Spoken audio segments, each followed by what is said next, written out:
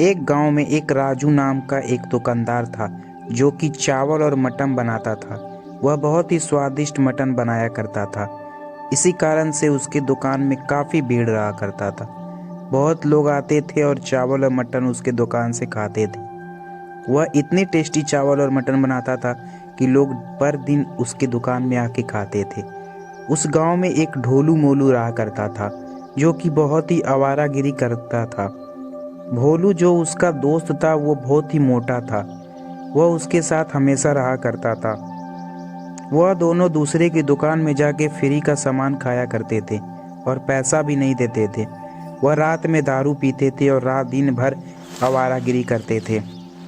वह एक दिन एक दुकानदार पे गए और वह दोनों मिलके कोल्ड ड्रिंक पिया, पर उसने पैसा 1 रुपया नहीं दिया। वह बहुत ही गांव वालों को परेशान कर रहे थे।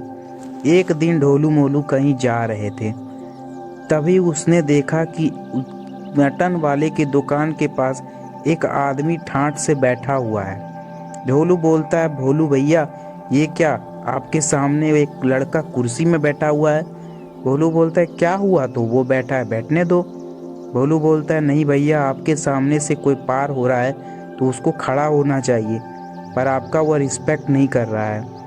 भोलू बोलता है, अच्छा मैं बताओ मैं क्या करूं।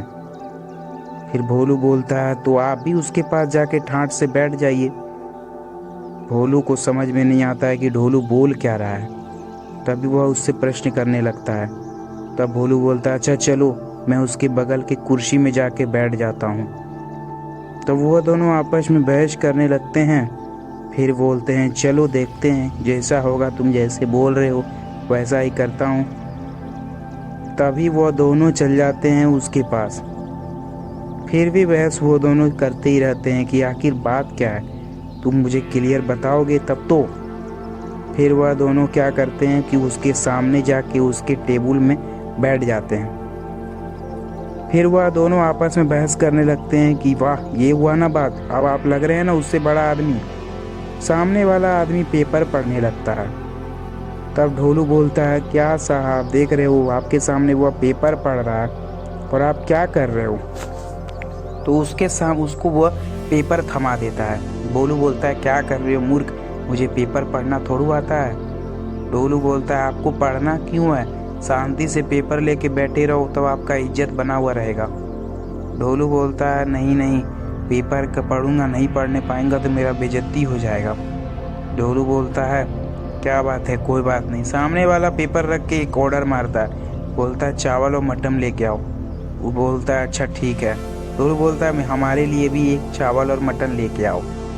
तभी वो बोलता है, अच्छा ठीक है साहब, लेके आता हूँ। तभी सामने वाला व्यक्ति जो होता है वह ठाठ पे देख के पैर में पैर चढ़ाकर बैठ जाता है। वह देखकर ढोलू बोलता है, क्या साहब आपका पास पैर नहीं है क्या, आप भी पैर पे पैर चढ़ा दो। ढोलू बोलता है, क्यों नहीं, हमारे पास भी पैर है। तो वह भी क्या करता है, पैर में पैर चढ़ा के बैठ जाता है।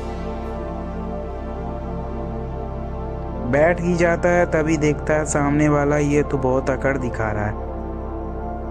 तो सामने वाला अपने गर्दन में हाथ रख के वो पीछे की ओर झुक के आराम से बैठ जाता है। ढोलू यह देख के बोलता है, आप भी ऐसा ही कीजिए, आप भी पीछे में हाथ रख के उसके जैसा आराम से बैठ जाइए। पर वह स्टूल में बैठा हुआ था। तभी वह पीछे एक गंदी नाली में जाके गिर जाता है।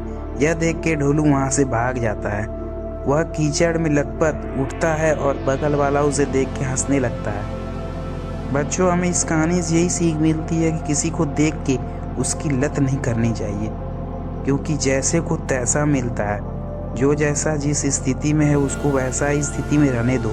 अपना जिंदगी स्वयं खुद जियो। तब वह देख के ऐसा आश्चर्यचकित हो जाता है और वह बहुत ढोलू को बोलता है कि जब भी पकड़ूंगा मैं उसे मारूंगा। चिकन वाला बोलता है कि आज नेताब का मटन रेडी हो गया है। वह बोलता है, रुक मैं तेरे को बताता हूँ, तू भी मेरा मजाक उड़ाता है। तब वह वहाँ से चला जाता है।